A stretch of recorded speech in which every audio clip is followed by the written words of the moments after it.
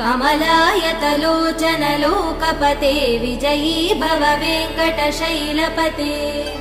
सचतुर्मुख षण्मुख पञ्चमुख प्रमुखाखिल दैवतमौलिमने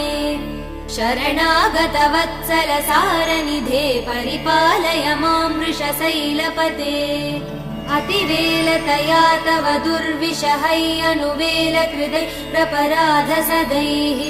हरितं त्वरितं वृषशैलपते परया कृपया परिपाहि हरे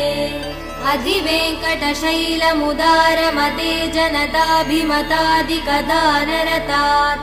परदेवदया गदितान् निगमै कमलादयितान् परं कलये कलवेणुरवा वसगोपवधू शतकोटिवृतात् स्मरकोटिसमात् प्रतिवल्लविकाभिमदात् सुखदात् वसु